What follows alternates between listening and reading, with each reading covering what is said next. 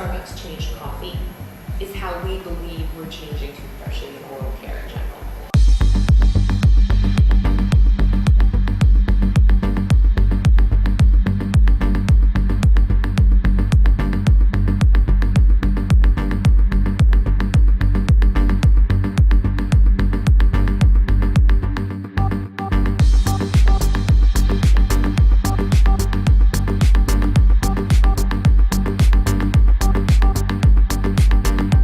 People weren't necessarily talking about brand experience when you guys started. They were talking about delivering a product. It was all about the efficacy. Let's deliver a product. We make things. We make widgets, and let's sell the widgets. No, and I think that that's, in essence, we started in 1983, and, we were founded by my father and his partner, actually, before I came on board.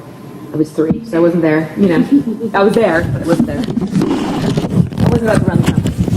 They had tried another product that had just come out at the time, and they were both really non-delighted, let's say, disillusioned by it. And that's actually how they started the company, was the disillusionment with something that has all this hype and had all this branding behind and advertising about this new toothbrush that's just coming out. And it really didn't do anything different from anything else on the market. And it really didn't delight their mouth. It didn't clean better. It just kind of sucked. It didn't feel good. It hurt their gums. It tore on their gum line. It really didn't feel any different from, and they had these huge brand expectations that had been set up for themselves, And you're right, it wasn't about the mission at that point or the storytelling or about what that company did or who they were or what farm they were helping, grow beans. It was a totally different thing. It was what dentists recommended it, where did it reach in your mouth, like how much plaque did it remove. But at the same time, all of those promises didn't end up capturing those two consumers. And I don't know how many more out there were probably the same, or even more so, and part of that brand story that we really have grown over time is that we are, in a way, and I'm not trying to claim some sort of level of the almighty of Starbucks, but the way that Starbucks changed coffee is how we believe we're changing toothbrushing and oral care in general. You take that concept and you realize what just a diametric difference there is from the watered down coffee that used to be delivered by diners and food places everywhere across the United States. In New York City, it was the standard food cart cup or the bodega cup with the blue and the white, beautiful, I love the kind of Grecian weird paper cup. Gross coffee, right? Just nasty, not good. And nowadays, it's you only go for the $5 coffee everywhere, across the United States, in the most small pockets of the United States, and that concept that you can take something that was so ingrained as a category of not having any romance, not having any aspirational life purchase possibility of who am I, what does this coffee make me, it was just something you drank when you were tired, and in the morning. And then you take that and you change that entire persona of one single type of product. That's exactly what we are. That's and going back to the disillusionment of the consumer, or sometimes not knowing that they were disillusioned with that toothbrush that was happening. They just used it because it was never a discussion. The toothbrush was not a discussion that was had of whether it was good or bad. It was mostly just how effective is it, how big is this brand or this, and what's on sale, And as a category, that's why we really couldn't sell neck to neck with those types of products. We really couldn't brand ourselves with that. That wasn't our strategy, and it just couldn't work because it really was a different game that they're playing. And we were going much more for the lifestyle choice as a brand, and the non-disillusionment, the enjoyment factor, the kind of really loving your brand and loving the experience in your hand and loving the product itself and wanting to talk about it, and it took many years for the category to get there. I always say, my father was 20 years too soon. Kevin and James both, 20 years too early. Now it's everybody's okay to talk about it and really interested in it. But, back then we started with design stores and stuff because that's the only place you could sell a designer toothbrush, right? I mean, it wasn't in a pharmacy, it wasn't in a, so it's a crazy change and shift that's happened now where you can get a designer premium toothbrush compared to back then when a toothbrush in a drugstore or a pharmacy or supermarket was a stick and a stick only, and that was just, it had no real charisma behind it, no real mission or story or anything. So you had to be innovative not only in your product design, but actually in your go-to-market strategy, and you had to try and kind of do that kind of iteration. Yeah, I mean, I think it's interesting because I know, just from business school, there's a million different theories about how to go to market, and, there's a ton of different styles of going to market, and sometimes you actively go to market, and sometimes you just do what you need to do to sell your product, right? And I think that Radius has always been that way, the latter. It's actually interesting. We're very bootstrappy, and so we always have been very fluid. We believe we have a wonderful product. I know we do. It is a beautiful product. So we've always kind of just flowed with whatever consumer was interested, and tried to grow in as many places as possible. Because guess what? It's a toothbrush. People brush their teeth, hypothetically, twice a day. So, there should be a market everywhere for it. But, it doesn't always mean that there is, because it's the creation of that category and the need, A lot of people always ask me, like, why don't we sell in department stores? And I'm like, because honestly, department stores don't have that type of clientele. They're not in there looking for a toothbrush. They're in there looking for something totally different. And it's a question of knowing or being willing to say, I'm not going to work here and I am going to work here. And finding your niche wherever that may be and just accepting it, embracing it, and doing it well. So, that organic growth, basically, is how we've always done it. So there's thinking about a market and thinking, God damn, I'm going to make it in that market. I'm going to do that. And spending tons of time and wasting money and not making it in that market. And then there's listening to the end consumer and listening to the feedback that you get from customers and what they're telling you will work, won't work, and what you really feel is your core, and growing from that point. I mean, Radius started in 1983 by winning the Accent Design Award on the original right-handed toothbrush. And just from there, we got into things like Brookstone and design stores, like I mentioned. Brookstone, there was Norm Thompson, I think, was the catalog we were in at the time. Then slowly moved to GNC, which was a strange niche, but hey, cool, they've got a lot of stores, let's try it out, Interesting consumer going in there, willing to spend on premium, understood design a little bit, we kind of naturally went into, no pun intended, the natural markets, because again, end consumer was really into the idea of premium, made in USA, that kind of stuff. The branding, the components of Radius that we brand because we know the end consumer is very interested in quality. And those all make our quality, that made in USA aspect, that we make it ourselves aspect, the design aspect, we really thought through a really thoughtful product. People who are into natural are really into they really want quality. And that's what they're interested in, and they're interested in people who care about the products they make, whether it be the orange I grow or the toothpaste I make. And retailers are looking more and more to their inventory to kind of be able to understand and market their own brands, because what's on their shelf helps market what their brand is on. Sure. Yeah, no, I mean, I think that's a big one. It's kind of fascinating watching what's happening with the retailers. And their kind of slow shift of understanding of how to reach the consumer and, how they can help themselves. I always think that that's one of the bigger things that, and I think it's changing, I think that there's a lot happening in terms of numbers and data which can help them be better, but it's also something even to the core of what's happening with the employees in the stores.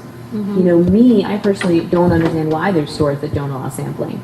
I understand maybe that the sampling could go out of control or something, but it's the best thing in the world to give a person a product and let them try it and then become your proselytizer. And I don't think it's biased. I think it's important for everyone to be able to try everything they're selling. The problem that we have with certain retailers is that, there's no employee there who's ever really tried much on that shelf. And there's no one talking to them about the health benefits or the benefits in general, doing any education at all on those products. They just planogram it and walk away, and that doesn't help a consumer who's looking for something or really would love some advice. That really doesn't help them at all. They have to learn it on their own. And that's why the brands have to put so much money into advertising to educate them and do the customer call. I mean, at the end of the day, it would be fascinating to see some of those big chains allow, training and education of their staff, so that the staff could be able to answer the questions of people walking into the store, of consumers walking into those stores and looking for something new, wanting to try something new. So it's an interesting aspect. It's something that I always wish would change in the market, especially in the FDM world, because this is how Radius grew, and it's something that we do demos for our toothbrushes. It's crazy. People are like, why would you demo a toothbrush? But because we know, like, the moment someone understands the reason behind the product, they get it. Like, they just need to be talked to about it. They need to hold it in our hands. They need to just say, it takes literally 5 seconds, and then the person's like the light bulb just comes on, and they're like, oh my god, I get it. Why haven't I ever thought about that before? Of course, that's why I should use this toothbrush, or toothpaste or whatever. But that to me is something that is very joyful to be able to do to employees as well. And they would die to try all those products. They would love it, and then they could talk about it and educate themselves and grow. That's something that Natural Products does really well. And I think it all started with the supplements, because Natural Products started with the supplement industry, basically. And so what ended up happening was they had to be educated, because they had to say, when some customer came to the store, can I take this with this? They had to know if it was okay to take this pill with that pill. I mean, it's all herbal, but like, what goes with what? What's the history of this root? Why would I take that? What's this going to help with? Will this help with my, my cataracts, or will this help with my stomach pain? That was almost, in a way, kind of a natural pharmacy. And to be able to these stores were small mom and pop stores, but the employees had to be educated to be able to answer those questions when a consumer walks in the store and asks for something and has an ache or a pain. So that kind of style of education behind products has lent itself so heavily to the growth of all the other products that are now in those stores. It's really fascinating when you go in, because the conversation level in natural product stores is so high compared to the silence that is in a store and in any other type of store. You know what I mean? Where it's just planogrammed on the shelf and there's no knowledge or experience happening. There's no interaction with the employees at the store. So it's another thing we just really love about that kind of style, that the kind of small company, hand-fed, just real touch. There's a real human touch to it all. We live in a fast-changing digital world. Dynamic communication and social expression influence just about everything we do. Business is digital. Impact is instant. Brands and customers interact in amazing new ways. From postage stamps to packaging and billboards, HP's Graphic Solutions business is leading these transformations, creating innovative digital print technologies that enable more effective, engaging communication between brands and end users. So this type of approach to getting to your end consumers and sharing your story, and with these very thoughtful and deliberate customers, has really helped you build a loyal fan base, a fan base that isn't maybe as fickle to what's the latest cool commercial, the product in the latest cool commercial or magazine ad. That is always the hardest, I think, to decide how to grow that loyal customer and to support them and to make them feel appreciated. They're not as fickle, but they're always going to be tempted by the fact that A, maybe they can't find us, B, maybe they don't want to spend that much that day, C, there's something on sale right next to us that they have never tried, and now there's opportunity. So, I think one of the big awarenesses that I have, and, just honesty points I've always had and need to have, is what are the biggest hurdles to keeping our customers? And those are the biggest questions, because while they're incredibly loyal and our customers are real Radiusites, they're real Radius users, there's a fan club out there, and you have been using us for eons, it feels like, it's also about the balance of understanding that they're also going to need it to be shaken up a little bit sometimes. They can't be that loyal without some sort of reward. And, I think rewarding your customer by delighting them is one of the big things you can do, by either brand extensions or new brand innovations with colors or styles or another style, maybe that you recognize there's a mini niche within your niche that you need to attend to, a consumer that has an extra special need that they were sort of just padding on with one of our products but could have a special product of their own that we attend to certain needs and desires that we're missing. We are growing incredibly fast, actually, double digit, more than, almost 50%. But I would say that the biggest thing that is interesting is that we're not trying to, in terms of we haven't set any sort of huge marketing goals that said this year we're doing this crazy investment, this massive ad campaign, this is what it's going to be. It's been, again, just that organic, we're looking for the organic growth that's really sustainable. And no pun intended on the natural market, of course, but just has been. I mean, we've really grown with our customers. And I think, tying back to your question, I mean, that loyal consumer is paying us back multifold because somehow we're reaching them, reaching their hearts, reaching their lifestyle and joining with it. And then they're growing and exponentially increasing in customer numbers because of it. And, those partner markets that we're in, natural and other, that people are seeing us and kind of seeing Radius now.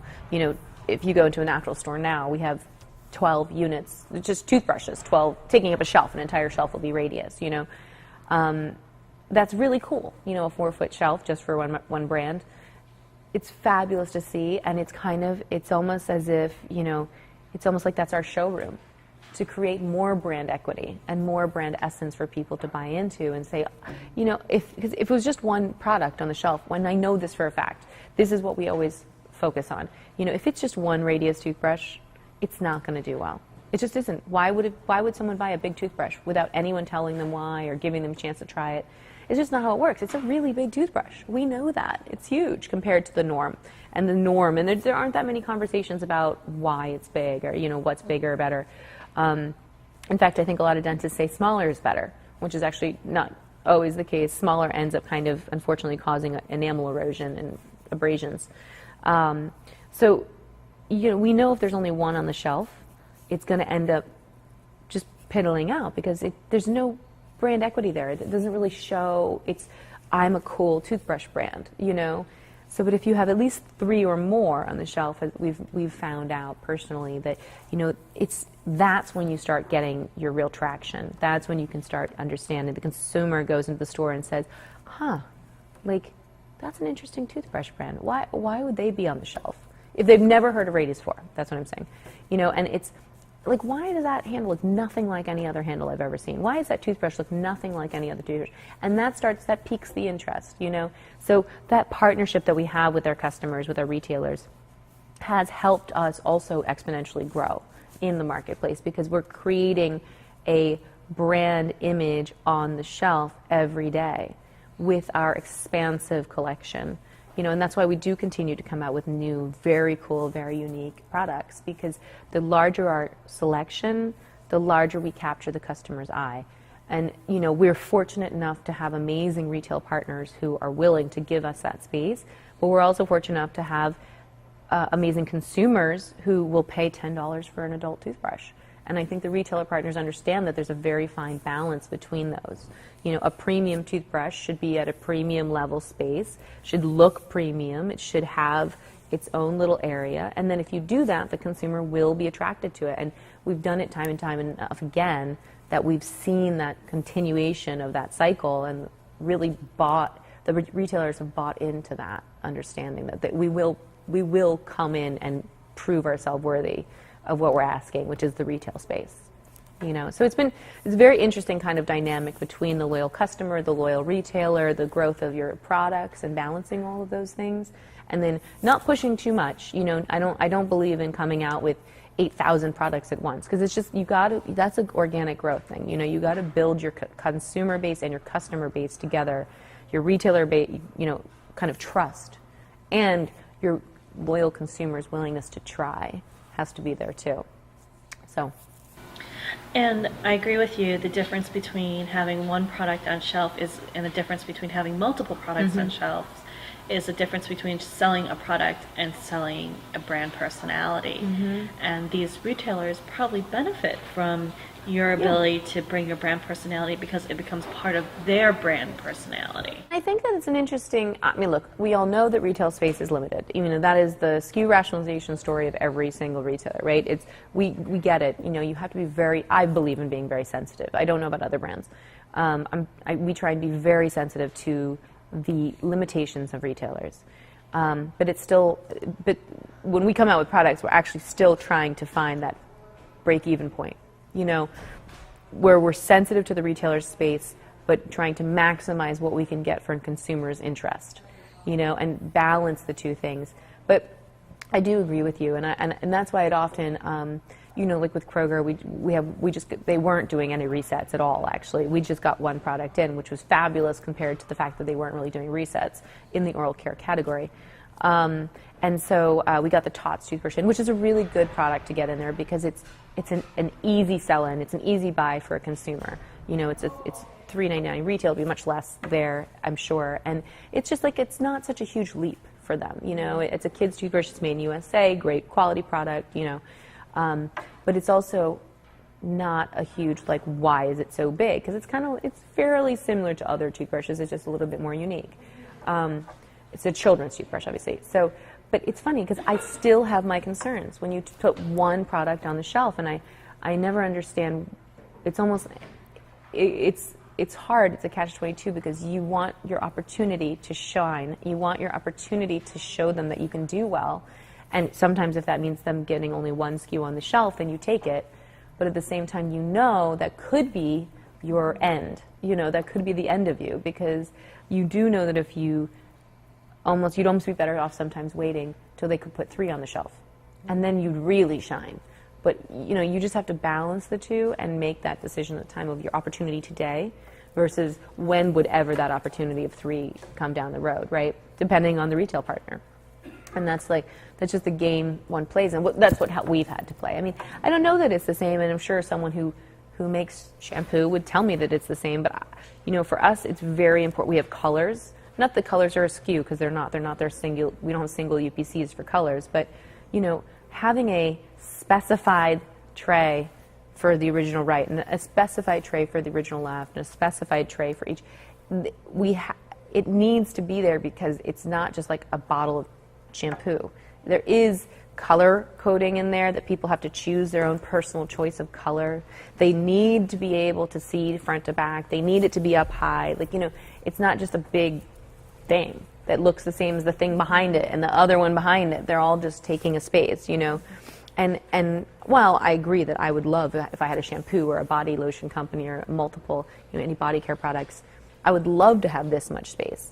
But I also find that I think they can do a lot more with a lot less space than us for some reason, because we have even more. It's not just shampoo, it's a weird toothbrush that, you know, it has a story to tell, but it's not easy to tell it on one package. You know, and whereas shampoo, it's like, these are the benefits of this shampoo and that's the brand. Whereas with us, I mean, I'm sure the shampoo people would really totally debate me 100% on this conversation, but sometimes I feel like this, you know, because we have very hard time explaining on our packaging what our toothbrush is without seeing a few of our toothbrushes, because it's just the compare and contrast thing that we do between our styles.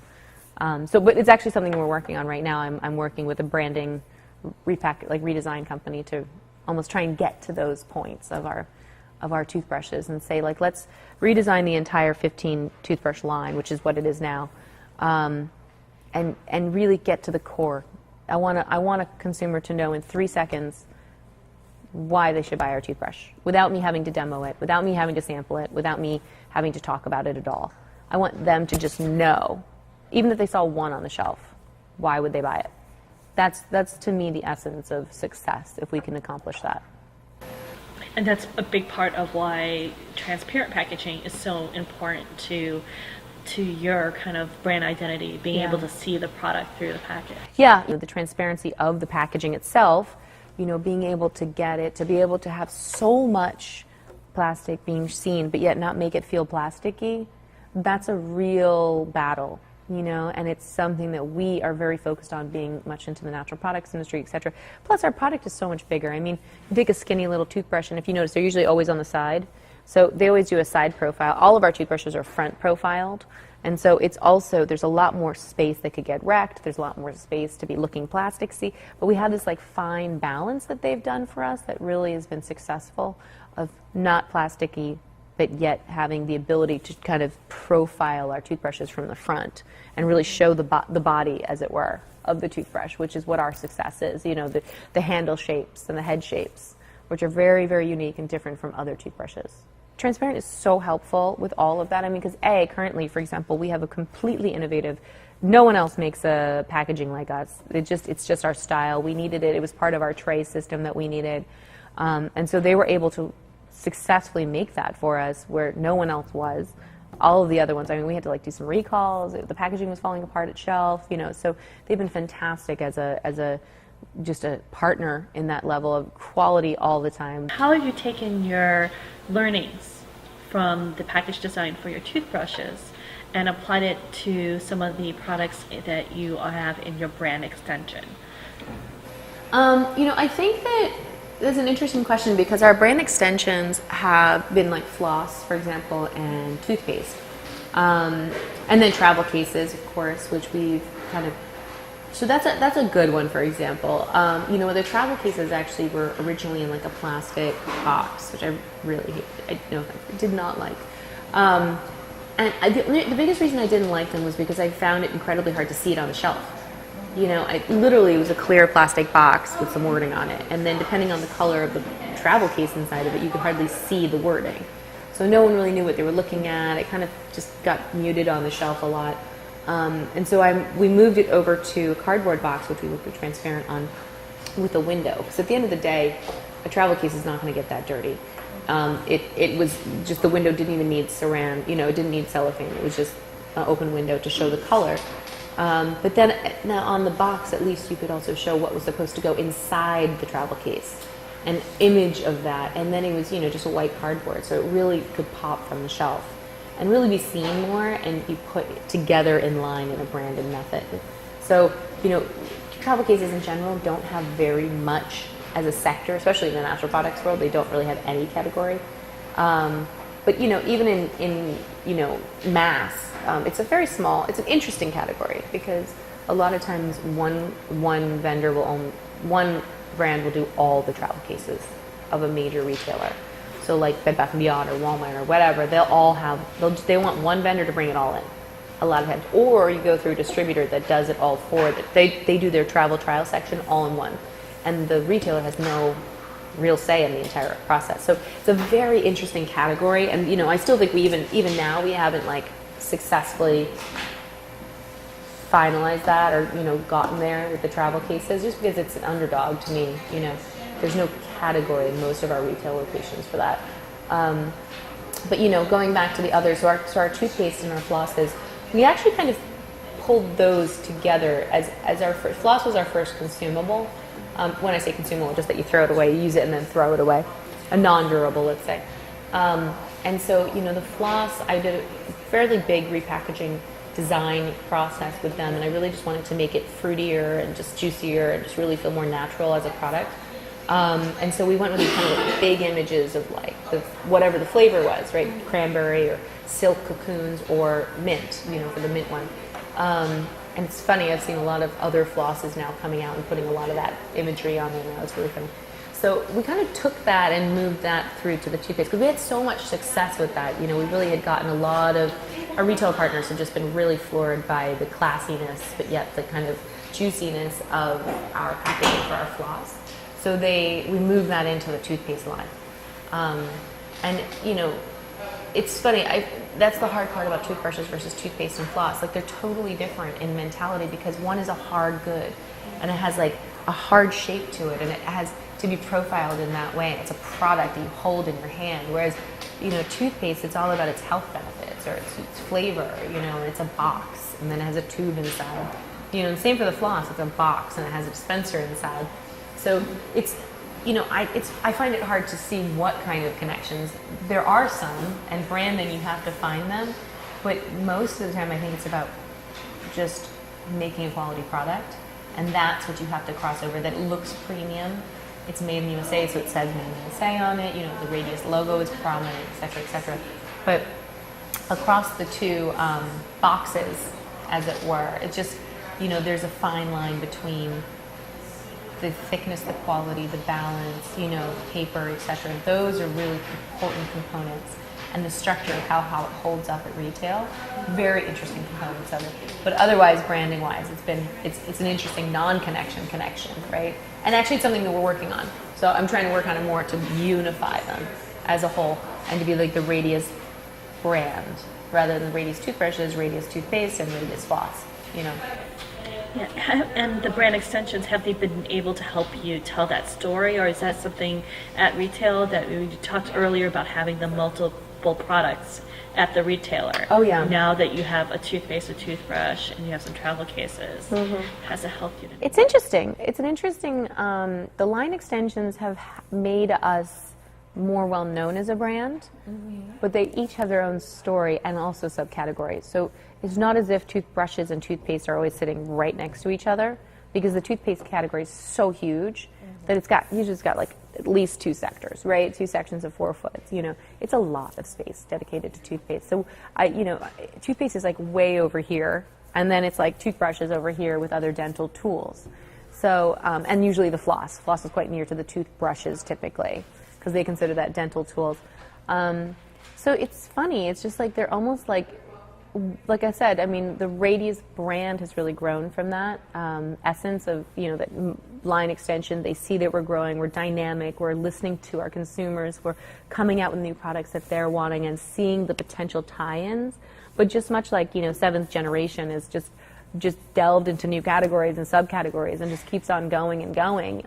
It's just, that's how we're doing it. I mean, we're just like, look, there's a consumer there, whether or not they buy a Radius toothbrush and a Radius toothpaste, or just a Radius toothpaste, or just a Radius toothbrush, because they all have their own very beautiful attributes and very strong attributes. I'm cool with both, all three, whatever the mixture is, you know, because I think they're each consumer. I mean, there's people buying toothpaste in the natural product stores or whatever stores it is that are looking for something. I mean, Tom's of Maine is a great brand, but they're natural, okay? We have organic, USDA organic, 95% of it. We can carry the logo of USDA organic. I mean, that's a big differentiator. So it speaks on its own. You know what I mean? That is its own story. And I think that it itself tells that story versus trying to tie it definitely to toothbrushes. I don't think that there's even a reason to do so, you know, because there's a core consumer here and there's a totally different consumer buying in the toothpaste section. You know, and they may melt one day and both be combo Radius users, and that'd be wonderful. I think we do have a ton of those that are floss users and toothbrush users, but I personally don't want to push it, largely because it's funny. Kevin, my father, he always says that there's this, there really has never been a toothbrush brand that has successfully been a toothpaste brand, like that's been like the number one of both, and vice versa. You know, it's very hard to come out with both, you know, and so I'm aware of it. It's actually one of the reasons we hesitated to make toothpaste for a really long time, was that I didn't want to tempt fate by coming out with both, you know. We're so good at toothbrushes to come out with, like, you know, toothpaste, like, could one do that? Could one do that successfully, you know? So we have been successful, so that's been fabulous. But so. Definitely, and seeing that there are potentially different customers, the natural question is your go-to market strategy. Are you targeting different retail buyers for those different products? It's not that we're targeting different, we're targeting more. And so one of the go-to market strategies has been, you know, we know that we're a shoo-in for it's USDA organic, right? It's a shoo-in for natural. That's fine. We love our natural retail partners. I mean, they're amazing and so supportive, and we've done so well with them. So the go-to-market strategy has been to take that and that data and then show it to conventional, because we know for a fact that of all of our items, the kids' toothbrushes, not the KIDs, the children's Tots, for example, because we also have a kids' toothbrush. But so the Tots toothbrush and the USDA organic toothpaste are the two that are the easiest, no uphill battle conversation to have with a conventional market. So supermarkets or, you know, anything FDM. You know, that is an easy conversation to have because they already have massive toothpaste sectors. They know the consumer is looking for natural, and USDA is just one more bump up there because they know the consumer is already buying USDA and they're all focused on it.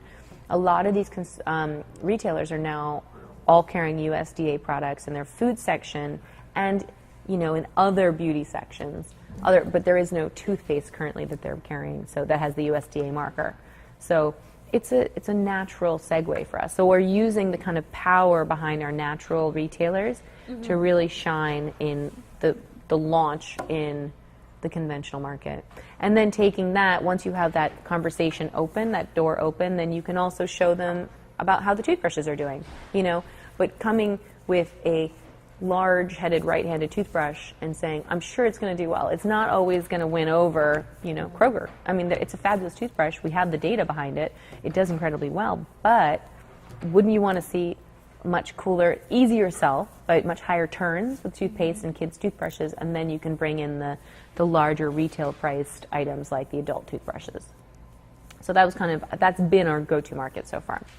So, in progress. Well, I have to ask you though, because I know that, you know, one of your tenets, one of your core principles is, you know, customer experience. So I see in the customer experience the connection between the oral care, the toothpaste and toothbrushes, and the travel. But if I didn't know that and I was walking through a store, I would be a little confused about the travel cases. Totally. How did the travel cases come to be? It's totally confusing. Okay. It all started because, I mean, there's just a story behind it. And so, you know, we did it because basically our original toothbrush is so big that it doesn't fit in any travel cases. That's how it all started. And then back in the day, Target actually asked us to create it. So we were asked to create a line of travel cases. And then I think at that point, because no offense to Target, but there's a lot of buyer changes, you know.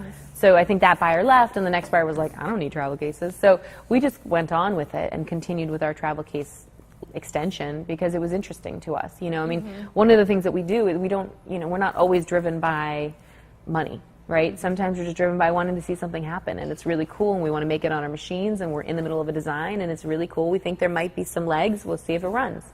You know, there's been lots of products that we've done. Very rare that we've discoed products because we try and make sure they're going to be hits. But these, you know, the travel cases they're such a weird product, but I use them every day, so it's very hard. Well, you know, there's always a consideration of like, where does it fit? You know, who is the next potential? And I don't think that we've done a great job I don't think I've done a great job of the potential conventional marketplace for those travel cases. But going back to your question, you know, where does that fit into the consumer and the delight? I mean, our travel cases are really lovely. I mean, they really are well designed. They're single piece, so you don't lose anything. They don't break. They're made of 50% recycled plastic, so there's the eco-conscious theory behind it. And then there's also just their really beautiful shape. There's a balance to them. They're delightful. I use them for my earphones. I use them for my razor. We have tons of different travel cases. You know, so I think it does fit into our made in USA quality, premium quality product. This isn't a China Me Too product. You know, like the shape is unique, the patented designs, you know, they're beautiful. It's something, I mean, literally they do have great placement in the stores that we're in the retail places that we're in. It's just that, you know, there's just not much of a category for it, and that's the shame of it. So I still have lovely hopes for the travel cases, but they do, you know, personally I do feel like they fit in, but they don't fit in if you're looking at just oral care. They fit in if you're looking at us in terms of our loving to design, be better by design. So one of the things we take is our product, the big thing about us is that we like to evolve. So we take something that's boring and normal and evolve it. So you take a toothbrush, right? And it's boring, just barely functioning, you know, and you make it something beautiful and enjoyable and evolved. You know, it's the same as the OXO Good Grips vegetable peeler, which I love that product. I think it's a great one. I love OXO in general. I think it's a great brand. I mean, they take stuff that is subpar, you know, just functioning, and they make it really enjoyable to use and effective. And so, you know, our travel cases are really effective. They work really well. They travel really well. They do their job. But they look good doing it, and they have fun colors, you know, made recycled materials, made in the USA. So I think pretty much 95% of travel cases are made in China or Taiwan or, Vietnam or somewhere. So that is, also part of it too. It's the kind of the radius story behind what we make. Something is happening. The familiar barcode is touching everything. Every surface, every sound, every image. Imperceptible to you, yet it's clear to sensors like your smartphone. All things have become their own channels. This is the engine driving the Internet of Things. This is Digimarc, the barcode of everything.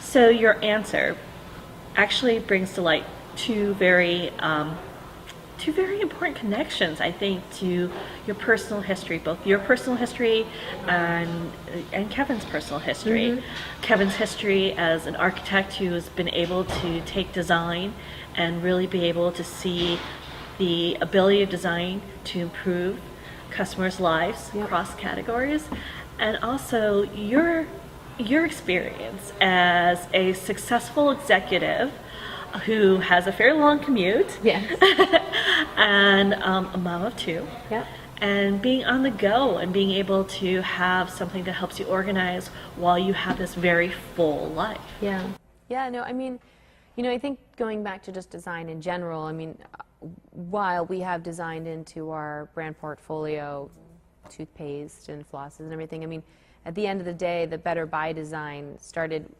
because we needed a bigger kind of concept to encapsulate where we were going with the company. When we started in 1983, it was one right-handed toothbrush. That was it, one. And we didn't have enough money to buy the mold for a left-handed toothbrush, so we had to wait. That was something that was literally something we could not afford, was the other side. Like the left-handed person had to wait for their toothbrush. So, we were just myopically focused on our one product that was very designer, laboriously, labor of love. That was it, and it makes so much sense because that's who we were.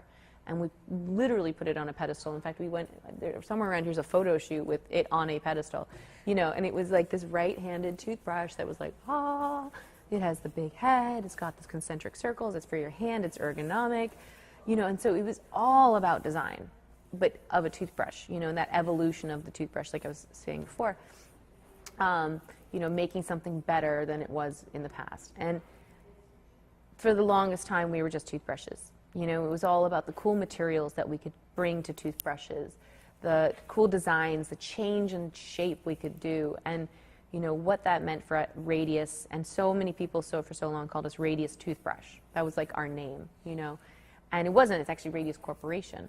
So over time, now as we did brand extensions to travel cases, to toothpaste, to flosses, to the dock, which I love actually, but again, it's another little underdog. It's like a toothbrush holder.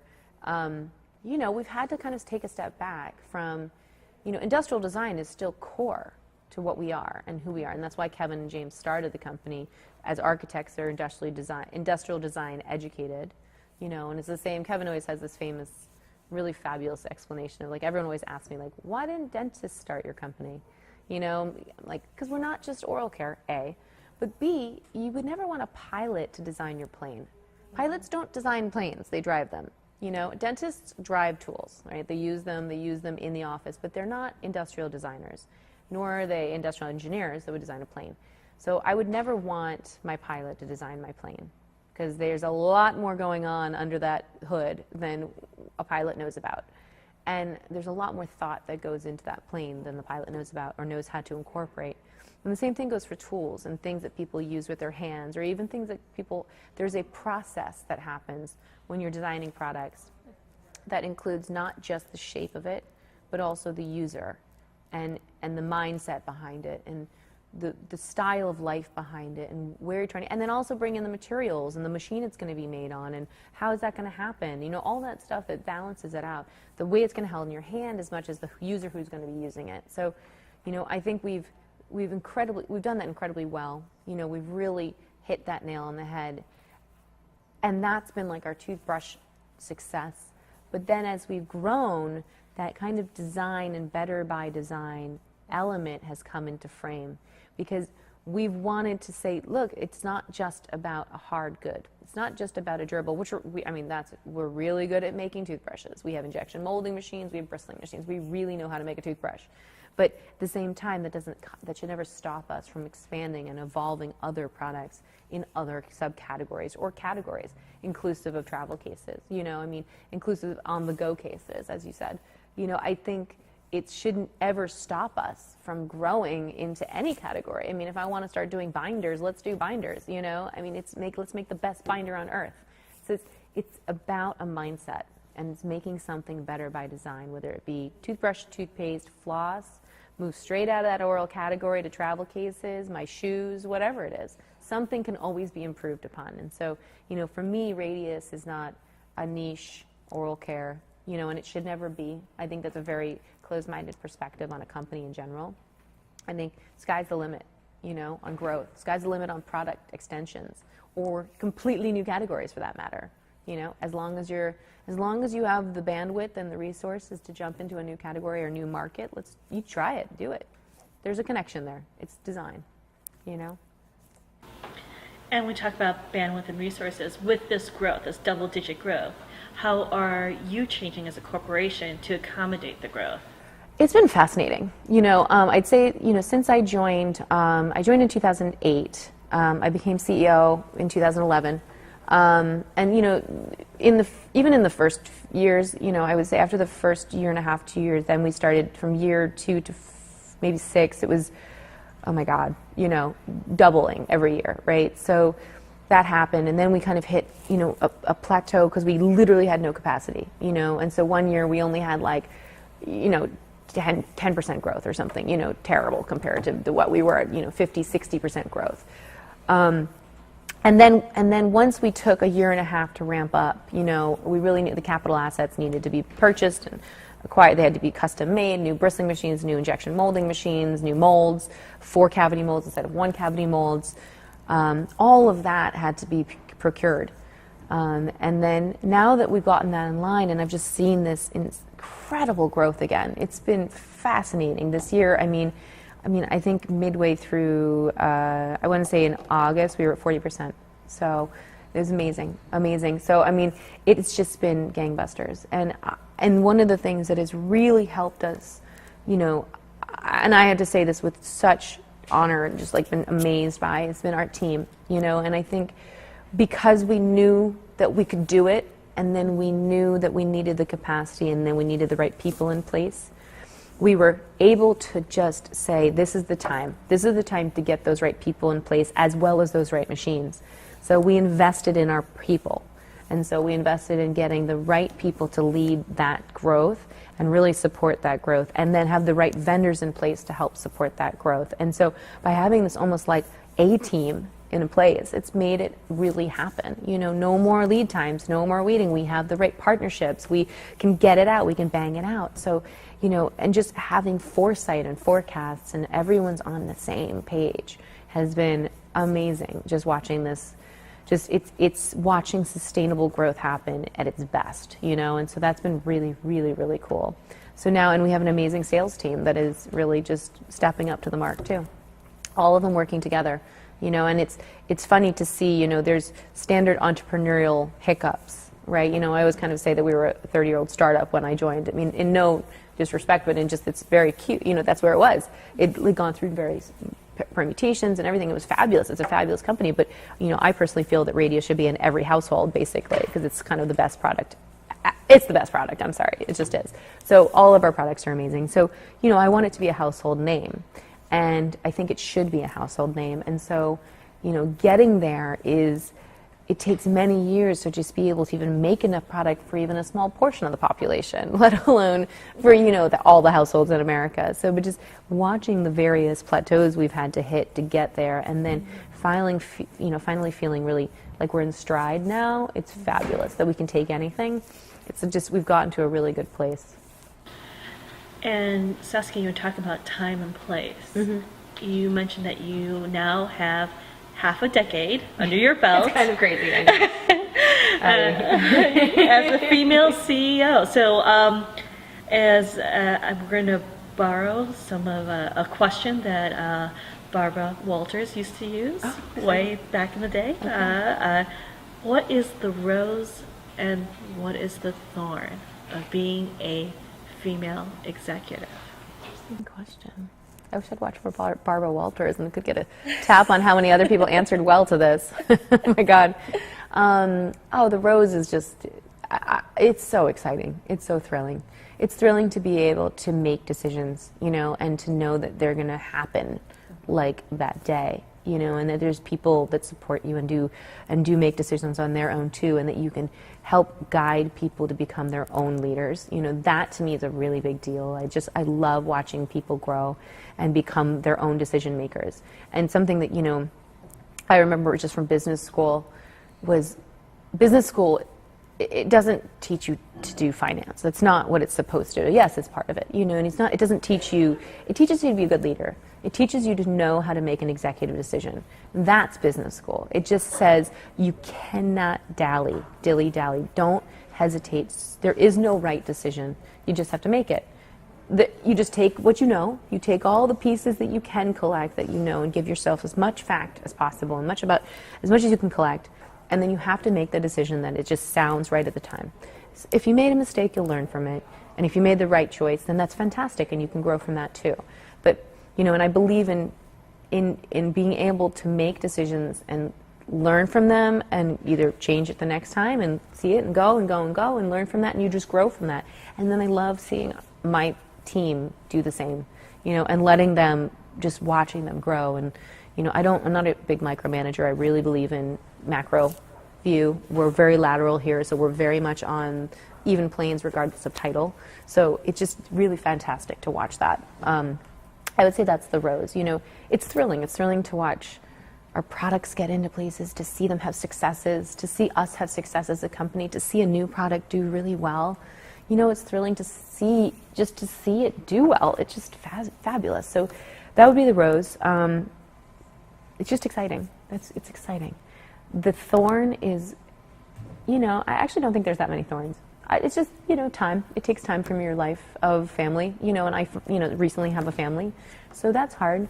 But I love working. So I don't find that that's a thorn. It's just balancing the guilt of not being with your family with the love of working as well, And I love my family and I love working. So I find the two, they are equally kind of attractive, and I love both. So, but if you want to balance the two, that's been my thorn, you know what I mean? And it's hard because, I work in Pennsylvania and I live in New York City. And I don't want to move to Pennsylvania. I love Pennsylvania, but I don't want to live here. I live in New York City. My husband works in New York City, so, that's a thorn, I would say, just because I want people here to know I'm here with my heart, even if I'm not here with my body sometimes, and I'm traveling, or maybe I have to work remotely out of New York, or, maybe I set up an office in New York City too. And all those things are on the plate because it's about a balance, and I need to be happy. And that is a thorn, is maybe my ability to deal with making sure I'm happy, but also making sure the company is happy. Because I'm much more pro the company being happy, but then I'll suffer a little bit more, and then I find out later that's probably not a good idea. I should probably pay attention to what I need. So yeah, that would be the thorn. But other than that, there really aren't any. Yeah. Wonderful answer. And I guess we'll just end with the final question. What's next for Radius? World domination. I think everyone says that probably. World domination. We have so many amazing products in our pipeline. A lot of dreams too. We have a lot of projects and a lot of partner projects, which is interesting. So, there's a weird, I think there's a weird point you reach when you make your own products and it's not contract manufacturing, that you realize that now that you've kind of perfected manufacturing, and your hope is that you have perfected manufacturing, capacity is there. And now all of a sudden, you don't have to stop projects because of your resources. Now all those dreams aren't pipe dreams. They're realities that can happen with some good planning and the right team.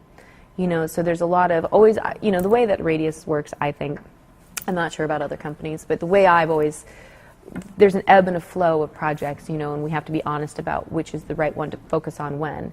There's always new products. We will always have new products now. We have like 5 on the board right now. So, I mean, we have 3 launching within the next few months, and then we have another 2 or 5 launching within the next year. I mean, it's crazy. So that being said, I got to be sensitive to the market, all those balances. But then there's also internal projects, you know, our growth, us perfecting our internal operations and doing things that we needed to do anyway, like, you know, maybe how we make a product need to be improved, you know, and so that pipeline needs to get fixed. We, you know, and we're Radius as a company is constantly focused on improvement. Maybe it doesn't happen perfectly the first time, you know, maybe we can't get it all in at once, but we are always striving to improve how we make products as we make them and as we go along, and make it more effective, more efficient, take less time, but also waste less resources, be more streamlined. So again, all of those are very exciting operational. Internal, no one would ever know about it until we talk about it. We have, you know, we have a new factory that we actually, it's an old silk mill that's kind of dilapidated. So another incredibly cool project we're working on right now is that we work currently in this gorgeous space that Kevin and James renovated. It was an old feed mill. So it was where they used to grind corn and, you know, grain, and for the local farmers, and put it in sacks, and they become flour, you know, and sell it back to them or sell it to the market. And so they restored this fabulous space that we work in today, and it's just this airy, beautiful space, open, everyone's connected, very lateral, and, you know, it's almost impossible to think that we could find something that would even slightly come next to it. And so we were actually, for the longest time, almost 2 years wasted trying to make an addition to this factory. Only 10,000 square feet would it add, but it was starting to be the looming obstacles of this and that, you know. So all of a sudden we find this silk mill, this old dilapidated silk mill on the other side of town that is just ripe for Kevin's touch, you know, so my father's touch. So we bought it, and it's 40,000 square foot compared to 16,000 square feet. We're so excited about that. Like another just big internal project, but it's a big deal. It's going to be gorgeous. It's going to be this masterpiece of renovated Pennsylvania silk mill, you know, and it's going to be, and it, you know, it's just, we make silk floss. It's just perfect. There's just so much story there and so much mission, you know, and we as a company also really believe in restoring instead of building new. So it's one of the things we've really tried to focus on, and so it's all part of who Radius is. So I'm just excited to expand on all these things. Plus our export is huge, and we're bringing it to new countries. You know, there's so much incoming. That's what the future of Radius is. It just doesn't stop. PrintPack, converting vision into value. At PrintPack, we believe in creating packaging solutions that deliver positive results for your brands. Collaboration at the very beginning of a new product or package design venture is the key to success. Our innovation approach combines your vision with our knowledge of consumer trends to create packaging that enhances your brand and drives your success.